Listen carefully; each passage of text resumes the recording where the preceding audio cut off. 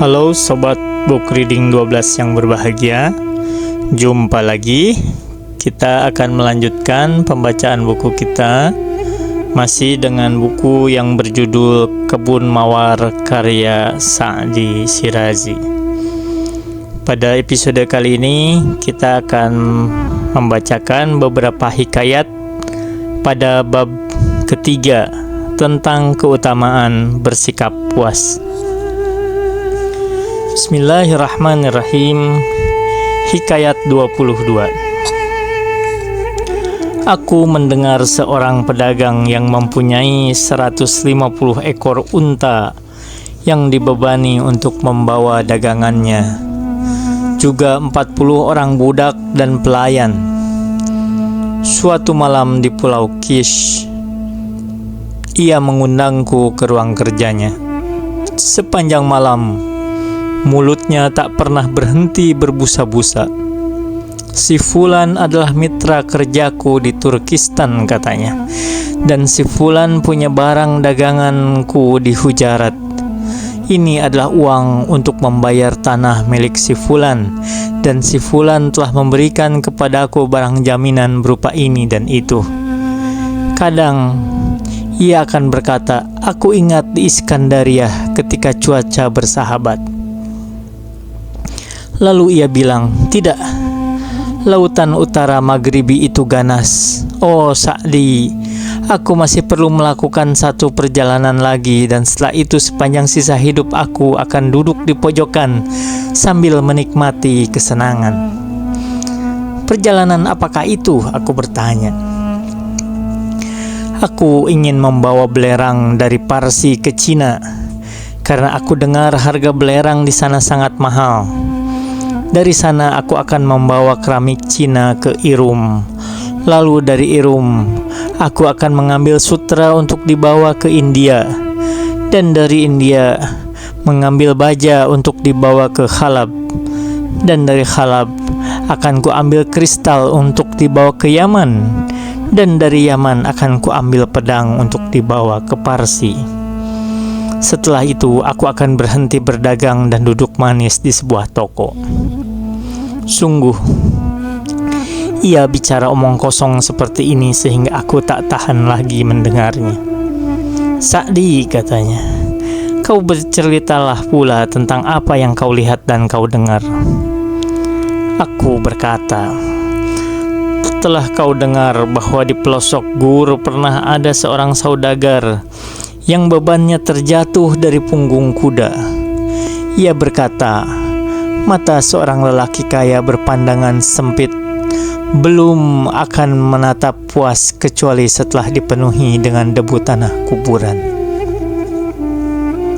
Hikayat 23. Aku mendengar seorang lelaki kaya yang terkenal karena sikap kikirnya, sebagai kebalikan dari Hatim Tai dengan sikap kedermawanannya. Sampai satu taraf di mana ia secara penampilan dihiasi oleh semua barang indah di dunia, dan begitulah keserakahan dalam jiwanya telah berakar kukuh. Begitu buruk perangainya sehingga ia tidak akan memberikan sepotong roti kepada siapapun, atau memberikan secabik daging kepada anak kucing Abu Hurairah, dan ia juga tak akan memberikan sepotong tulang kepada anjing Ashabul Kahfi. Pendeknya, tak seorang pun melihat pintu rumahnya dalam keadaan terbuka atau mejanya berisi makanan untuk menyambut tamu. Tak seorang miskin pun mendapatkan sesuatu kecuali aroma makanannya. Setelah ia bersantap, tak pernah ada sisa makanan untuk seekor burung pun. Aku mendengar bahwa ia dalam perjalanan menuju Mesir di Laut Mediteran, membayangkan dirinya seorang Fir'aun sampai akhirnya ia tenggelam. Quran Surat 10 ayat 90. Karena angin badai dari arah berkebalikan menyerang kapalnya. Apa yang bisa dilakukan hatimu atas tabiatmu yang menyimpang itu? Tidak sepanjang waktu sifat angin sesuai dengan kapal. Ia mulai mengangkat lengan dan berdoa, menangis pedih. Ketika mereka berlayar dengan sebuah kapal, mereka memanggil Tuhan dengan tulus menunjukkan padanya ketaatan mereka pada agama. Quran Surah 29 ayat 65. Apa guna tangan yang berdoa hanya di saat merasa diri terdesak, sedangkan di saat berkelapangan tangan itu justru bersedekap? Berikanlah bantuan dengan emas atau perakmu dan bergembiralah dengan sikap suka memberimu.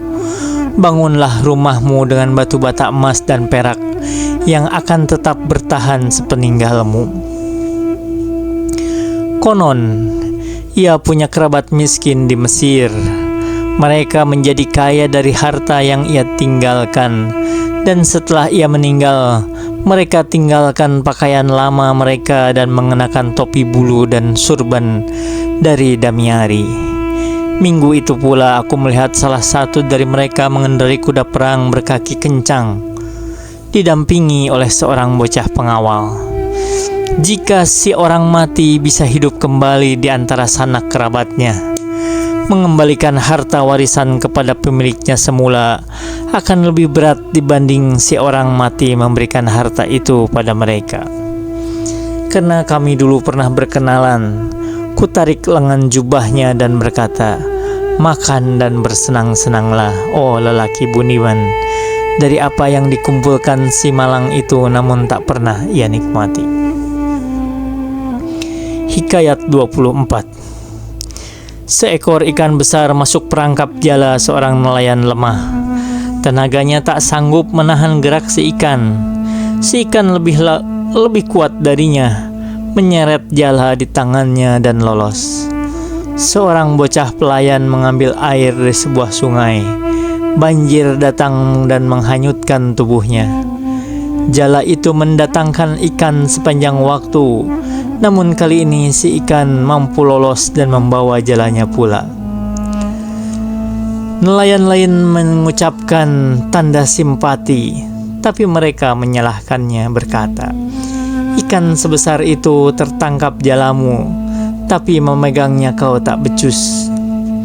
"Saudaraku," katanya, "bisa apakah aku ini? Ia bukanlah takdirku dan si ikan masih punya sisa hari." Seorang nelayan yang tidak ditakdirkan takkan bisa menangkap seekor ikan di sungai Tigris, dan seekor ikan yang belum waktunya tertangkap tidak akan mati di tanah kering. Hikayat 25.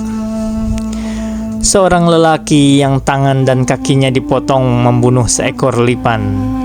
Seorang lelaki saleh melintas di dekatnya dan berkata, "Subhanallah, meski 1000 kaki ia punyai, namun ketika sudah tiba masanya maka ia tak bisa lari bahkan dari seorang lelaki tanpa tangan dan kaki." Ketika musuh yang mengambil nyawa datang, sang utusan maut yang berjalan timpang naik kuda paling kencang. Saat si musuh muncul tepat di belakangmu, kau tak bisa menarik tali busur kaum Kayani. Hikayat 26.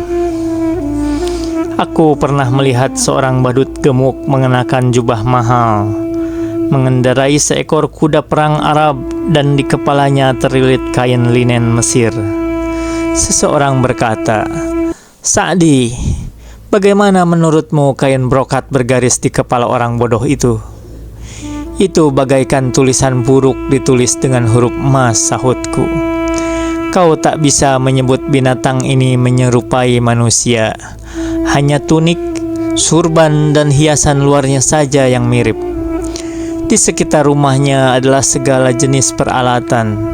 Tapi dari semua itu tak kau dapati apapun yang sah secara hukum, kecuali darahnya. Meski seorang keturunan Nabi jatuh miskin, jangan bayangkan bahwa kemuliaannya akan lenyap.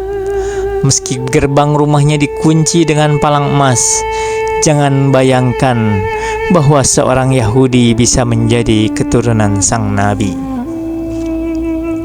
Hikayat 27. Seorang pencuri berkata kepada seorang pengemis, Tidakkah kau malu menadahkan tanganmu demi sekeping perak kepada setiap pelintas jalan? Pengemis menjawab, menadahkan tangan demi sekeping perak adalah lebih baik daripada tangan itu dipotong karena mencuri sejumlah uang. Wa ma taufiqi illa billah. Alaihi tawakkaltu wa ilaihi unib. Wassalamualaikum warahmatullahi wabarakatuh.